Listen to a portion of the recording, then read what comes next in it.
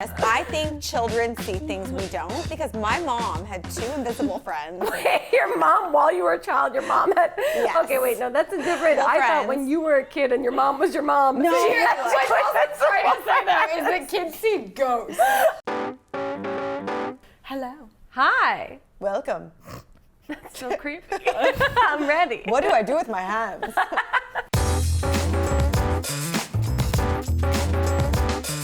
Hello, friends. Welcome back to the Overshare. Today we have a true icon in our midst. You know her. It is Helbig, who has been on YouTube since the year 2006.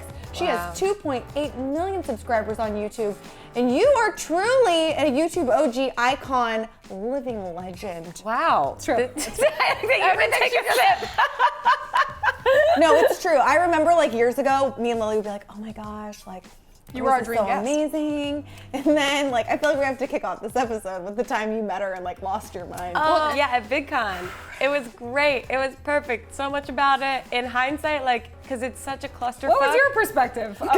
So my perspective was, I think that was the year that I first got into Megan Ranks' videos of her like nose Yes, surgery. nose job. Which we journey. told people that's where I got my start. is Yeah. Because I Yeah. was editing all of I them, was- but then I would just appear in them being like, give me the footage. So I was always fascinated by beauty gurus because it felt like girls that did things that I couldn't do. Like they presented themselves in ways that like I couldn't figure out how to do, and so it's like watching a different species, even though we were the same species. And then when I came across Megan's videos, I felt like She wasn't a real beauty guru. No, that she was like messy and sloppy and showed everything and so candid and so genuine that I was like, I can get on board with this. And then I became fascinated with like her journey. I hate that word. It's so used, but I can't stop using it. I mean, for her, it was a journey. It really was, and it was just this whole thing that I like came absorbed with like that world, and so I was really excited to meet her at VidCon, and I just remember walking in just feeling completely overwhelmed by everything. So I was like, I'm gonna go have a couple drinks and Which like also, leave. this is like, at this point, you're like 6th VidCon. And I'm ready. Like, And at she's that still point, overwhelmed walking into well, parties. VidCon is a lot. It's a lot of people, it's it's a a lot lot. of... It's a lot, and there's also like at that point you start to not know who everyone is, so you feel just like overwhelmed by like meeting new people. And so as like an introvert, I was just like, this is a lot. I need to get drunk. The line at the bars are so long, and it's sweaty. And Flula was also performing, so we Yes. Flula was having a hard time. Yeah, I was like, and it wasn't going that well. It wasn't going well at all, and they were treating him like shit. And so I was helping manage Mamrie, helping Flula, and so it was just this like levels of chaos happening. And then Meanwhile, this unicorn appears in the midst of me trying to find my friends. Like I think I just got a drink, and like I finally went in, and it's sweaty and foggy, and I'm just like looking for anyone that I recognize. And ironically, Megan had left. Megan doesn't really drink much, doesn't like Right. partying. She So had she already left. pieced out. Me and her best friend Kyle Yes. at the time. Oh, Kyle, I love you. Me and Kyle took her car that she had because, of course, Megan had a Oh, she had a private, like a vehicle. yeah, like driving some her car about. drove us there. I don't know. Sure. So We were me in and a Kyle taxi. take the car, and we are just getting. It's me and Kyle's boyfriend at the time, and we were just getting wasted. And he is in all of her. Megan's Yes. sisters. Right, Yeah. he was in, and so I So recognized she knows him too. So then Grace, me and Kyle kind of see her from afar, and then we're like, oh my God, that's Grace Helbig. And we're freaking out. Then the tables turn, and she comes up to us, and both of us are like, what's going on? Why is Oh, she yeah. talking to us? I was- What- So, by the way, I was at this party. I had left and gone to another party because, you know, at VidCon, I'm a party Look at hopper. this. You know, never otherwise. So I come back to Party hopper. And but also, by the way, we're still like so low end that we're sharing like a motel room at VidCon. So I get back to said Not the main room hotel. at like I don't know 3 in the morning or something because I was living at VidCon. Yes, yes. And Lily is there in her bed, like a little possum, awake with her eyes. I see her eyes. I walk in the room. She's like, "Oh my gosh, I'm at Grace Helbig tonight. It was crazy." And I was like, "What the f is going on?" She gets up. She's running around the room. It's dark. Okay, wait. She's making me sound like a fucking chihuahua. But she was so it was like, I excited. feel like it was a bit. the whole night was really overwhelming. Oh, and then I it's get so back insane. and it was like, you know when you're drunk but you're not tired and you're just sitting there, you're like, You're well, just so like, reliving why everything. now? And then she comes in, she's like, how's your night? I was like, well, Grace Helbig came up to me and said hi and knows who I am. I don't know what's You going were on. a safe space for me in that whole arena because you pregame before you go out to these parties, blacked out. and then you wait in line. That's what told me to go. But that's what's so nuts. And I saw you guys, and I was just like tipsy enough to be like, I don't normally walk up to people I've never met before, so I had to be in a certain state of mind to go up to you and just be like, friends. You don't know this, but we're friends. I've watched She comes up to me and goes, oh my God, hi, you dyed your hair. It looks so good. And I'm like, Who? What? she knows I Meanwhile, I'm wearing a Rent the Runway jumpsuit that I'm desperately trying not to get stains on. So that you don't get charged. Yeah. Oh my God. So I I'm was like, wearing a Target dress. yeah, I'm like dipping and dodging, like Oh my gosh. glasses sloshing everywhere. And so I was just like, you guys were so, I was like, you guys seem inebriated. Cool, these are my people. I am so comfortable right here. And I remember we took pictures, and I look like I look like a it's like sweaty a really mess. bad flashback, no Flashback eyebrows, Mary awful. status. Yeah. But I remember that then Kyle wanted a picture, and I take one of him, but I was like freaking out still. So literally, his picture's blurry and like not good, and he was so mad. The next day he goes, "Oh, I'm glad you got your picture with Grace Helbig. I didn't," and I'm like, Oh my gosh, It Kyle, was- we can like arrange a photo for you possibly if here. Grace I is think available. we know someone. Yeah.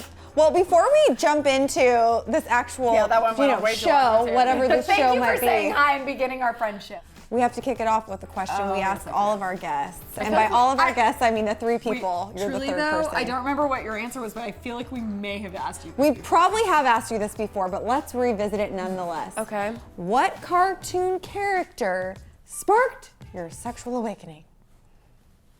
What? What was a cartoon character that you were like, ooh, what a hottie? Examples. Hers is specifically teenage Simba. When he and starts mine- singing "Can You Feel the Love Tonight," I'm like, damn. The Yeah, I lion? can feel it. Yeah. Wait, so now are we entering bestiality? Okay. But and then mine was Robin Hood, so also. I guess my brain goes to like Skeeter Who's that? Doug? from Doug. The purple one? He's Was blue. he purple? I think he was blue. I mean, we don't need to look at color, so okay. Also, he was kind of genderless too at the same fun. time. Because Doug, She was like, no, Skeeter was a dude. I mean, but we don't know where he's at now. Right, we don't. Where they're That's at true. now. So I mean, if Roger Klotz was too much of a dick, When he was green and looked sick.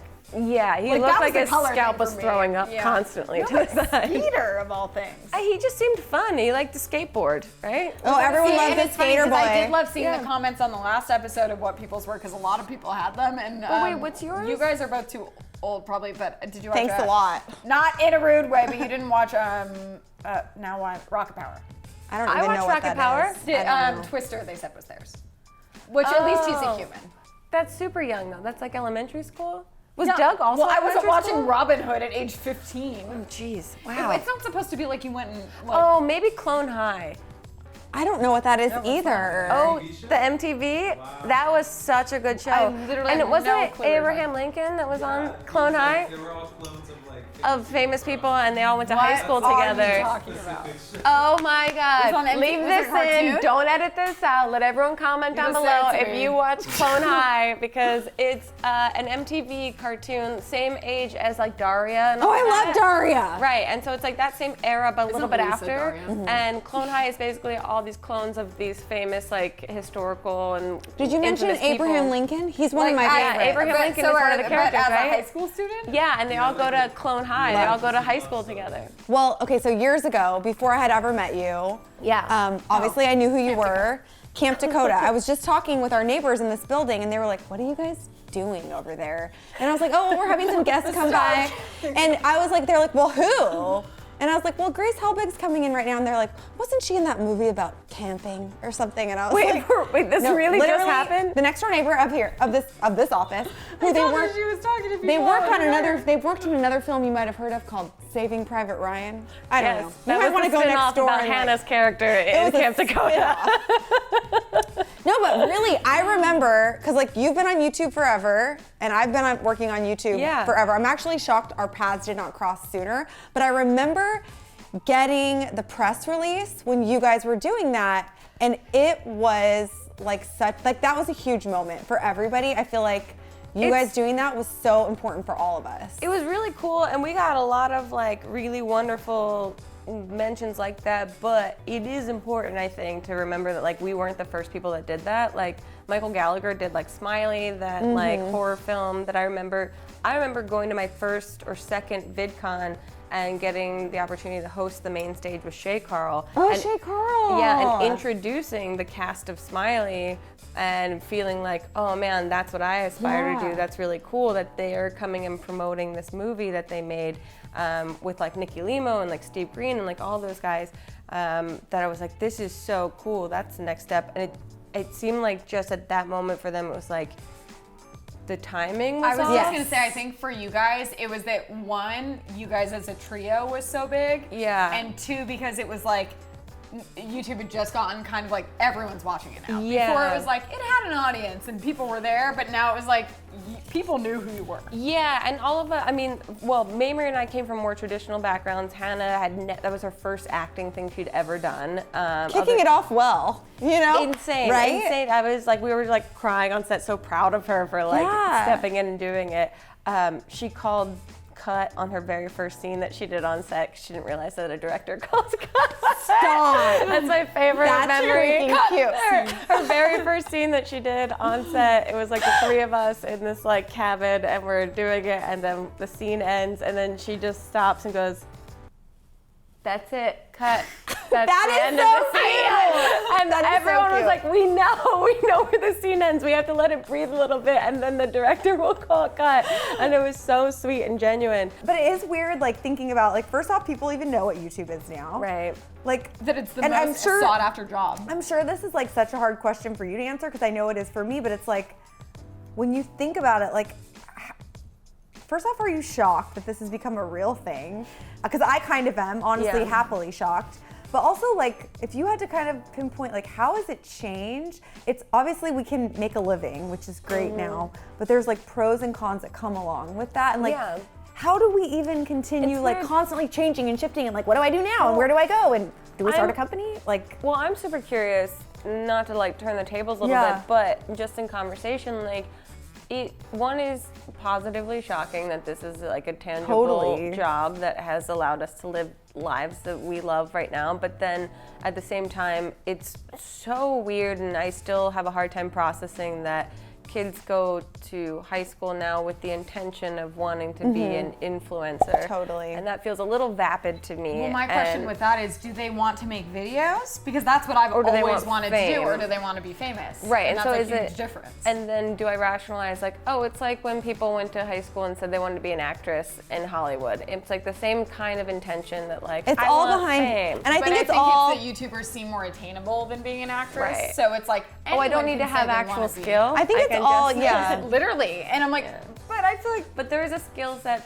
That's the thing that I did defend for a long time, is the idea that when people from like the traditional comedy world or traditional like acting world seem to kind of like shit on the new media world, that the defendable thing is these young kids build an audience and maintain an audience and build a brand and maintain a brand, and that is in itself like a talent and skill set. like there are brands that can't do that. There's With millions of actors that people can't or do people that. behind them Yeah, that there's can't. actors that can't do that, that don't exist on social media because they can't do it, or that have their publicists, managers, etc., manage their social media because they can't handle that. And I've talked to other people about this too that have been, you know, people in this world for a long time.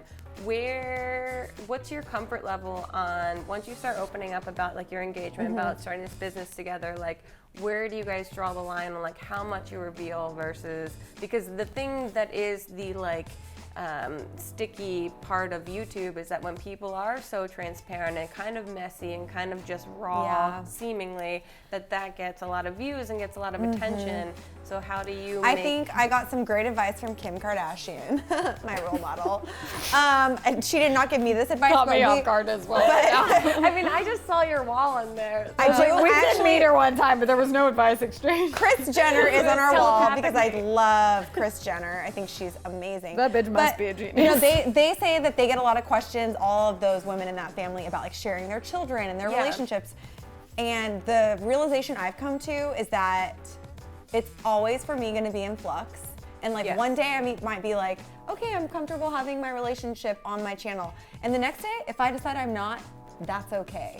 Same thing goes, and I think the thing with like kids too is like such a big, That's special. I'm not at that point yet, but that is something I have thought about. And it's like Kim, Kim, my best friend. She's like, some seasons I'm like, my kids can be on the show, and other seasons I'm like, I'm not comfortable with that. When I heard her even say a quote, do what you want, girl. She said a quote that was something like, well, they make me so happy, and I want to, like, if that's such a big part of my life and I'm sharing my life, then I want other people to see that too. Sure. Otherwise, it isn't giving the full picture. Right. And I don't know, I feel like for me, and we even talked about this, which goes into our next topic that is going to come up about burnout, that I was saying that for me, it's hard with my personal channel. It's like exciting to do this new thing because we have a brand and it's like about us as a duo. So it's like, I know what works with us. And we know our boundaries, I and feel like exactly. at this point. You have a trust level. For your personal stuff, that becomes a little more blurry. And also like one day I might want to make, I've always just liked making videos and like more of the like, I would never say like filmmaker, but like that was always what I like said I wanted to do when I was little. Yeah. That just sounds too pretentious because I'm literally like filming myself going to like eat fast food.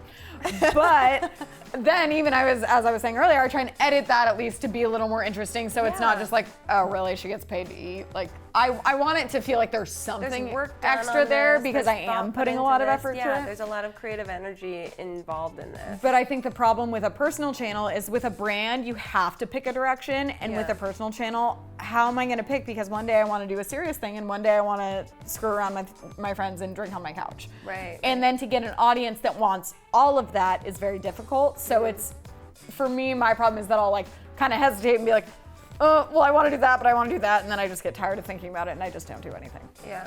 The paralysis of like, it's too overwhelming to make a decision, so I'm just gonna stick with literally, nothing. even it's like I have so many ideas that I can't just pick one because I also, and while I want to just make what I want to make, you do have to still be a little, you have to succumb to the YouTube algorithm. Otherwise, like you have to make a living because at the end of the day, we're doing it for fun, but also it's our job. So it's like if no one's watching it, that doesn't help. And it doesn't mean that just because no one's watching it that it isn't good, but YouTube is a business and they feature things that will do well with a mass audience.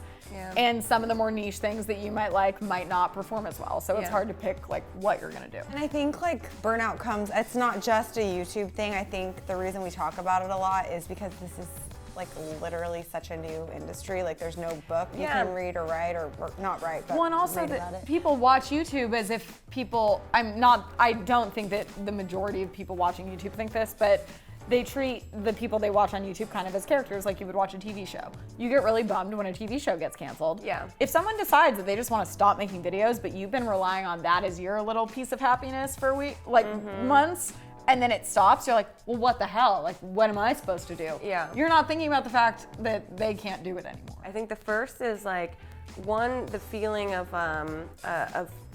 that weird part where you're like, I don't want to seem like I have to explain it to you because I have to explain it to an audience. It's literally me talking out loud for myself. Yeah. So it's more or less me explaining it to myself. And Because you almost feel guilty for not doing it because then you're not working and feeling. And also this thing that's like, this is a very privileged industry to work in that you're like, how could I possibly be tired of getting to do the thing that is like people would kill to do. Yeah, and so it feels very much like a personal letdown when you're like, I can't figure out how to make this work for myself creatively right now. So I need to tell people that because I think that there's a lot of people on YouTube that are extremely transparent, that talk about their feelings constantly, talk about burnout, highs, lows, etc. And I'm not necessarily in that group. So for me to like say that out loud means like I'm really feeling this right now. Because I try to make comedy my priority on my channel. I was just gonna say, you strike me as more of someone that would be considered like a comedy creator that is your personality, but you're not just like filming your day. Right, yeah. Like you're making things. I want to make stuff, but then at the same time, like in the last couple of years, I've just been like, I am so tapped out on making stuff and everything that I come back to make because I don't have a team behind me. I don't have a company. I don't have anything other than I had a business myself. meeting the other day, and Chris was like, what are you doing? I was at my laptop at my dining table, and I was like, I'm having a business meeting with my team, and it was just me. I was like, She's the team. She's the team. So, I mean, I think it's like, And honestly, I've only been doing this personal channel thing for 6 months. Yeah. The fact that you have been doing this since 2006 is amazing to me. But because it like, peaks and valleys of like, I've had an assistant that I don't have anymore, and I've had like people help edit here and there. But I've never had like a full like Lily Singh type of like team. Production around me. Do you feel like it's hard to find that team? Because also people are like, just hire someone. Yeah, But it's hard to find someone that, one, you don't necessarily need a full-time person. Sure. It's also, I think the hardest thing for me right now is I'm very impatient when I feel like I can't figure out exactly what I want to do next. And right now, I'm just honestly very tired. And so the most incredible thing I can do for myself right now is like admit that my brain is tired and take time off and like still kind of float around in the world a little bit, but not give myself the pressure of committing to a schedule, committing to a certain number of videos produced or whatever it might be, because I know that I will feel more stressed out and less fulfilled in that sense. And then also realize in the meantime, like really take time to like go to therapy, hang out with friends, travel, Figure out what you actually enjoy doing again. Exactly, and then create my team around whatever that is. Like it's a waste of time for me to go, cool, I've been making videos, I can just keep chugging along doing this, so I'll hire people on when I emotionally don't feel sound and resolute in this right now. So I have a question that may be even like iffy, but Go for it. I feel like I like iffy. just a new segment. It's called Iffy, actually, yes. just because I don't want it to ever sound like it's like that we're ungrateful for being able to do this and like being able to make money. Literally, like the fact that I can make a video of going to eat fast food and that Incredible. can make money. Yes, although I wouldn't say the majority of my money is coming from like the AdSense on YouTube, it would be from brand deals and stuff. Yeah. But would you say, because I feel like this is for me definitely, do you feel obligated to make videos to keep up with, like, do you feel like if you don't, YouTube's gonna like forget about your channel and not serve it out, / people are gonna kind of like, you feel like you're obligated to upload for like consistency rather than it's like, you don't need to upload for money. It's not like you're doing that to keep up your job. Yeah, no, But it feels like you're obligated from the other end of it. I think I'm so not business minded, and that's been maybe my downfall for a lot of I always say God is fair, you know? You can't have it all, Grace. You're a comedic genius. Someone else can do your taxes.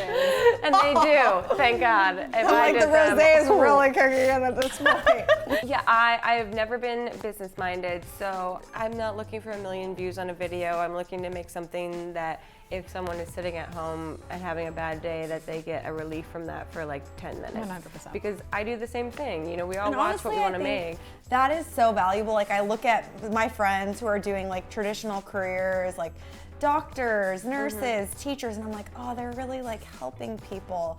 And I have to like tell myself sometimes like, no, like making these videos brings people joy, and that is really helping people too. Because sometimes I'm like, 100%. why didn't I go to law school? Why am I not like doing a nonprofit? This or won't something? surprise you at all, but my friend Alyssa, who I FaceTime all the time, she's a social worker, and she literally like finds kids homes and like does the most, like literally she'll tell me about her day, and I'm like, well, Jocelyn dyed my hair gold today, so I feel like that's shit. You know, I mean, I'm sure you connect. But then yeah, she will that it even feels stop me and insane. she'll be like, Lily, I have, like she has like coworkers' kids that watch Yeah. us or something. She's like, Lily, you FaceTime my coworkers' kids and they cried for like literally like you are doing stuff too. And I'm Everyone like, has different but impact. it doesn't feel the same because we don't feel like it's as tangible as something. Well, it's not as measurable in that Yeah, regard. right. And I think there's more of like an emotional connection because you are being yourselves online and you're opening yourself up to these like young kids. Like when I was in high school, the internet had just started. So like having people just be themselves online that weren't these unattainable actors and actresses was like so this new information that people were like, oh my God. It was amazing. It was so cool. And like I've met my closest friends through watching them online and feeling like I'm connected and related to the things that they're presenting that aren't polished, that aren't like, you know, demure and like upscale or whatever. Not to say any of my best friends are not polished, demure, upscale. I'll say mine aren't. That's why I like them. We're trashy bitches. But there's something like, if I went to law school and I became a lawyer, I would not do well. I would probably bring a lot of shame to the like community. The law world. Yeah. The law practicing society. I feel like we all have a place and a purpose. No, and I think like, there if is- I was a banker, I'd f that bank up. It would be That is bad. my favorite line I've ever. I would that bank up. I think the thing that happens too, that I've talked to like Hannah and Mamrie about a little bit, that I think Mamrie and I enjoy our podcast so much, is because we've been on YouTube for 10 plus years, all of us, and the audience starts to age up. And when we were first posting in our early 20s, they were all in high school, and now they're, you know, graduated college. Right. So of course they're gonna have these epiphanies that go, what you're doing is stupid. I can't believe you don't do anything more important for the world than this, and that I actually like this at one point. And you're like, no, this served you at one point when you needed it. Exactly. And if it doesn't serve you now, unfortunately, that's okay. Like, other people might find joy or whatever they need out of this. But it is like, it does like cut the gut a little bit when you're like, whoa. oh wow, you suddenly think it's like the most I can connect to like maternal energy of like when your teenage son or daughter Doesn't all wanna of a sudden talk to you thinks anymore. you're Doesn't like think a you're dork. cool. Yeah. Well, That's no, like- truly, because I feel like that's when it's like, well, you don't think that we're only doing this. Like, I feel like that kind of comment makes me think that person thinks that we're only like Probably they do, putting glitter in our hair actually. 24/7. They probably Right. actually do. That you guys well- don't think about the world when Yeah, cameras are exactly. I was like, offline. that's Yeah. not the purpose of this show. Yeah. So. Exactly. But you did bring up a great segue that we had our whole texting combo about burnout, and you Yes. said that you were so excited that you were doing the podcast with Mamrie, and that was like Yeah. what you were focusing on, because it was like, This might get, by the way. yes, Yes. we're wondering. this might get ... and then it Oh no, changed. this might get weird is the podcast. Oh, but name. it was the show. And The then- show, yeah, and it's like, another touchy subject. example of getting financial backing from a know. company, and then when the plug gets pulled, all of a sudden you have to do it on your own. And we started doing a podcast on our own after Which is great. Yeah, the show that we did, and it's become so much more fun because we're obviously older now, and it's so much more fun. Like, you guys know, to be candid and real and like more transparent on a podcast form without having to feel like shiny and glossy on a YouTube video sometimes. You've just done so many things, honestly, and we really just respect you and look up to you. Like, as well as a collab thing. yeah, too. and and collab stuff. Like, what advice would you give to people like us?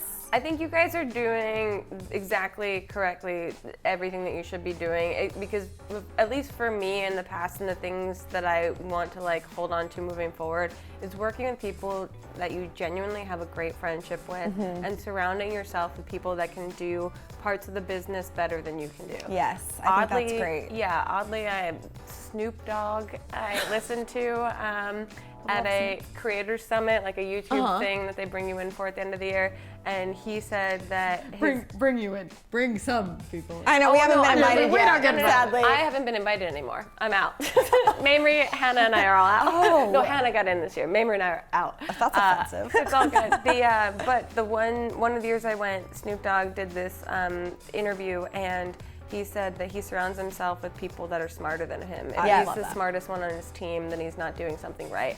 And I was like, did I just get an epiphany from Snoop Dogg? Mind blown, mic drops by Snoop D-O double G. But I think that's what you guys do really well, is that there's so many bigger parts to a business puzzle than just talent on camera. Like having George, having these beautiful humans here that know how to do and operate everything, and having great energy around you to create stuff, like infiltrates the content itself. Like, you can tell. And I've seen in comments that, like, I've posted videos that I knew deep down, like, I'm just doing this because I have to or Right. feel obligated to. And then the comments are like, you seem tired. Don't those cut the worst? They're like, thanks. I know, your immediate reaction is, fuck you, but you're right. I am so tired. I'll even get real for a second. I've only cried from comments, I'd say once or twice, and I think the second time probably wasn't the comments, it was that something else was going on, and that just pushed me over the edge. But there was this one time that there was a video that went up on Clever. It was something along the lines of, we put a face mask on, and we didn't take our makeup off first. Okay. Or like we started to, and I made some comment that was like, I started taking a movie and was like, oh wait, better take our makeup off. Like, what Lance, she can make it. And I was like imitating comments. And I was like, Lance, she can make it. I was like, because we don't care. Yeah. First of all, you're never gonna see the instant result of a face mask using it once over the course of 20 minutes. Because we're fake beauty gurus and we know. Yeah, I was like, second of all, don't watch the show for actual tips. That's not the point. Yeah. Third of all, we film 5 of these in a day and we don't have time to keep doing all of this stuff.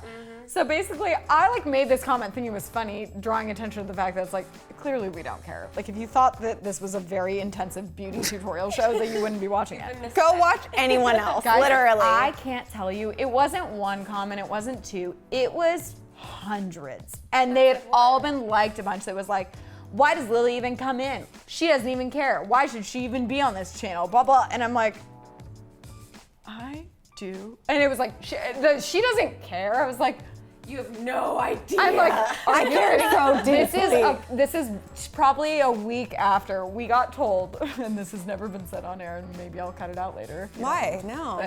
This That is- we weren't allowed to say weird anymore. Was that it? We got told we couldn't say weird, we couldn't reference being hungover, we couldn't reference alcohol, we couldn't, makes sense. as a joke even. No alcohol, no drugs, no anything, no sexual reference, nothing. And I was like, shutting down because I was like, well, I don't know what to say because God forbid I say something inappropriate. And now you're on edge because you're like, I'm now too conscious of like what I'm trying to say. I can't be real. Right And meanwhile, I don't give 2 shits about face masks. Anyone that watches that show knows that I'm not a beauty guru.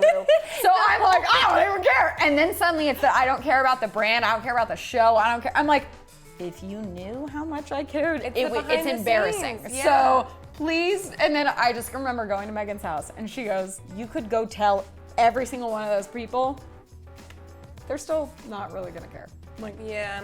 that's not their responsibility to care, and they're not like, they don't get to know everything going on behind the scenes. exactly. So you need to draw the line where you care and realize that that's ridiculous that they're saying that because you know you do care. And that's the thing that we were talking about before of like, if you made yourself a reality television show and you showed the entire behind the scenes in real time as it was happening and then they got context to what that actually meant and felt like for you, that's one thing. But because they can't see that, because that's not your responsibility. No, and you look like you're show annoyed you to try on everything. face masks for a living. I'm like, well, that's not the only thing we're doing. But also Yeah. it's like, welcome to YouTube.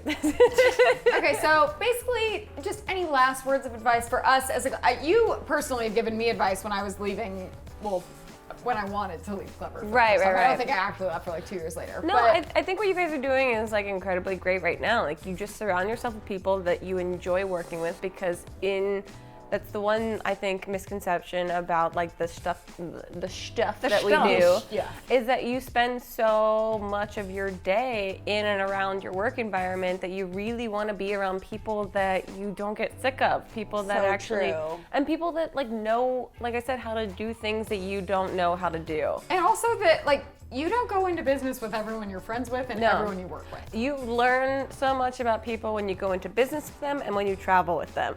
Yeah. I think that it's really important to know just like the value that you bring to your company and that other people bring to your company. And you guys have such a trust, like it really is trust. It's like understanding that you guys telling each other certain things that might be hard to hear are coming from a good place. Totally. And believing that you both have each other's best interests in mind. And So honestly, like Grace, we could literally just talk to you for probably, I mean, until we fully passed out here true. on this you couch. guys have no windows in this room that are open, so it could be midnight right It's now. like Vegas in here. They're pumping in cold air, so we keep gambling. So you have great collaborators that we know, but is there anyone else in the future that you like want to throw out into? Because I love throwing things into the universe. Like who Like we would threw you into the universe for us. Who do it you want to happened. collaborate with that you haven't Because yet? even you just had Chelsea Handler, you had Oh my Bobby gosh. from Queer Eye. That one.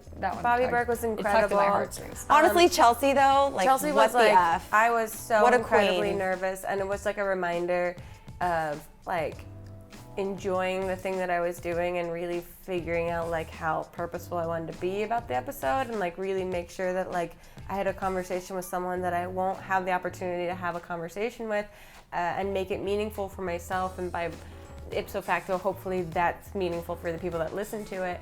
I was just like, literally I felt high the rest of the day after talking to her that whole day.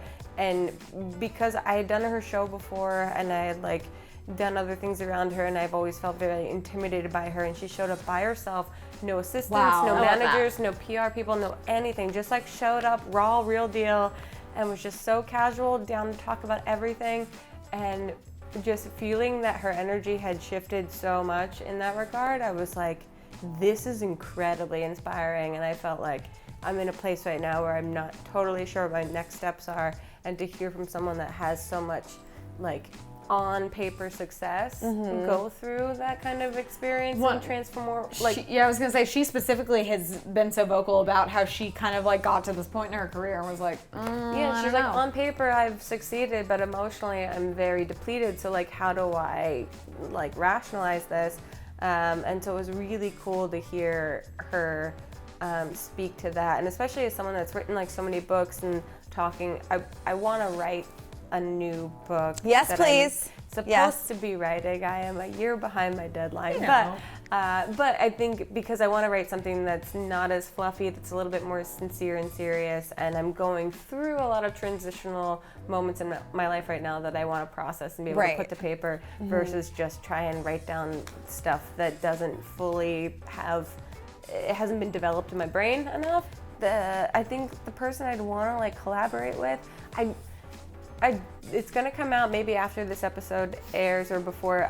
Tony Hale was just on the podcast. Stop! And Oh my gosh, I love him! He was the most incredible person I've ever experienced, and What's he actually like? I only think of him from Veep. He's incredible, and like Chelsea Handler, I was so incredibly nervous to like, because this is a person that like my boyfriend and my dad and my brothers all recognize. You have a lot of people that are gonna be like, it's not like a YouTuber that they're like, who is this? They're like, this guy is like legit funny and has done a great job, and he just talks so authentically about like anxiety and his I've heard he's a really like good person, like a kind soul. He talked about how, because in Toy Story 4 he is the Spork. Yes. Huh?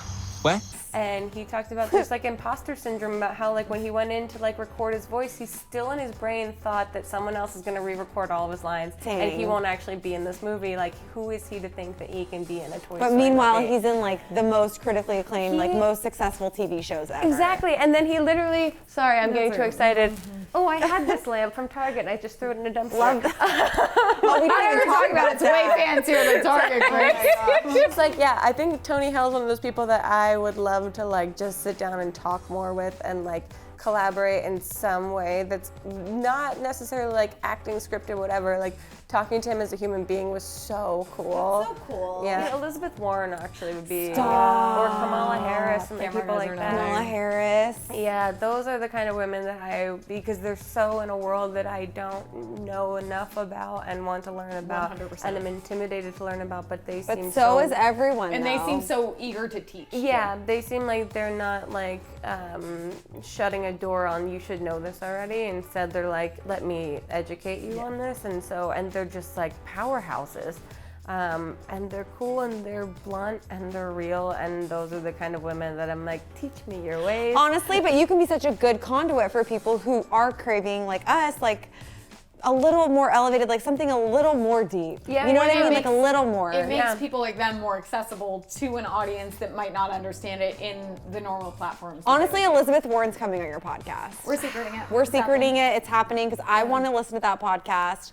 And also, we're apparently, we've decided going to become college professors. So if you want to join us, I said the only reason it's happening is if the definition of college changes. which it most definitely is. Which I mean, I feel like YouTuber's in the dictionary now, so no limits or. Is it in the dictionary? Is it actually in the dictionary? I guess. Oh God. I know. All right. I don't know. Which why I feel felt like is like- honestly a really good segue to our rapid fire portion of If this you show. guys don't get sponsored by Segways for Oh my gosh. The weird thing here is that if you guys whenever don't I'm have a graphic writing package, it's just you guys on Segways. Segways going, that's a I really great love segue. that. Thank you. Anyway, rapid fire, let's start. Okay, so we're so bad at rapid fire, by Because the then we way. ask follow-up questions and we answer, and then it's These two guys are like these two. You guys should have a He's like, podcast rapid called fire. Rapid Fire that's 2 hours an episode. Do you wash your legs What, like put in the shower? specifically do you? leave it. You do? Is this am I weird that I do that? Jesse said yes too. I now feel dirty. No, I love a good loofah moment. I live for a good loofah. Because I have to get to my feet, which are the grossest part of my body, probably because I walk around barefoot constantly in my house, like inside, outside, everywhere. Yeah, no, I do wash my legs. That's neat.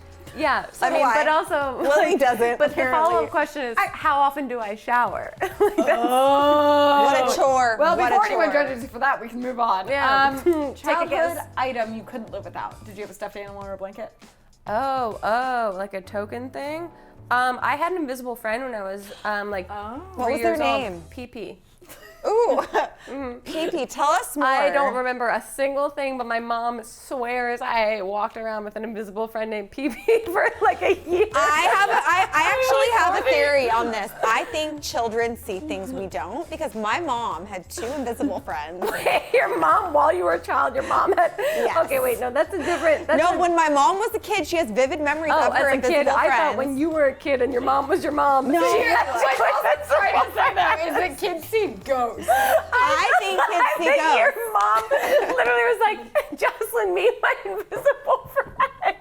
That's Honestly, a completely different if you haven't met my mom, it's honestly possible. Judy would be like, No, but I think kids see ghosts. I really do. I mean, if the Sixth Sense taught us anything, right? Hello, kids and Bruce animals. Willis, it was my ghost. No, but there's also I love Bruce Willis.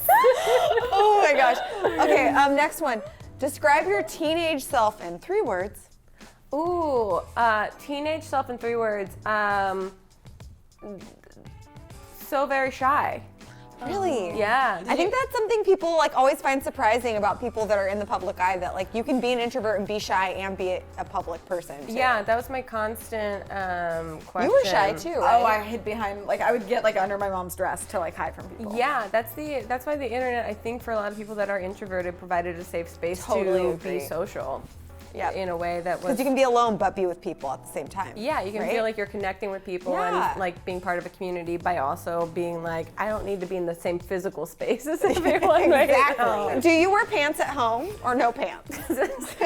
Dangerous for me. Well, it's 4 coasters stacked on top of each other. I just need to keep my elbows in. Do I wear pants at home? Yes.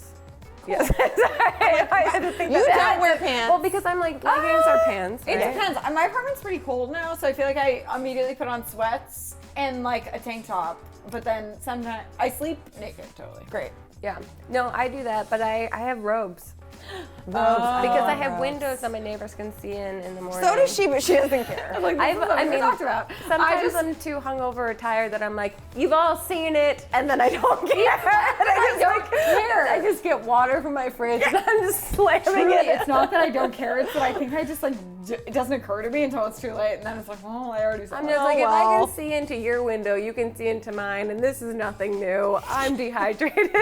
Most embarrassing thing that's ever happened to you on a date, Oh my gosh. Most embarrassing thing that's ever happened to me or on with a a date? significant other. I went on a date a few years ago, and I found that like fully like tied one on, like hung out the whole night with the guy, and then found out that his roommate could hear us like in his room the whole night, like months later, and I was like, cool, didn't know that at all. Thought this was a one and done. And also, like, that guy had followed up and asked me to be a guest on my podcast. Stop! And so I was like, this is extra done. Oh my god! So busy. I'm not gonna be able to make it work. It was awful. This is very strange. Are you an LOL or a ha ha ha type of texter? Ooh, I'm actually dabbling in both at the moment. Stop. You're in a transitional period. I'm mostly a haha person. You are. But then with my parents, I do LOL for some reason. I feel like that's more manageable for them. Do they know what that means? Because I think My mom used to think send it was lots of love. Yeah, and every text message she would send, she'd be like, "Grandma fell down, LOL, Mom." I feel like you were the person that told me that. And that's all she would do. I mean, it was like Christmas time. My brother and I were like, Mom, "You know-" that's not funny. Like, She's grandma like- fell? Like, sorry. And she's like, "That means lots of love, Mom." We're like, No. absolutely, it does not. But we don't want to necessarily correct you because it's really been fun. Well, also, when mom sends her text, from mom. I'm like, bro, I've had your number saved for 25 years. Or voicemails. Hi, it's your mom. I'm like, yes, No I'm shit. aware. I have your number saved That's since how like the technology 90s. works Thank now, you so but- much. Jessie said Just she was an LMAO. Whoa, I'm like, whoa, whoa, I don't lie, and that's bullshit because I'm never gonna be laughing. my And we were ass like, off. are you actually laughing your ass off? And she's like, no, I'm sitting there like this. Like chewing a cracker?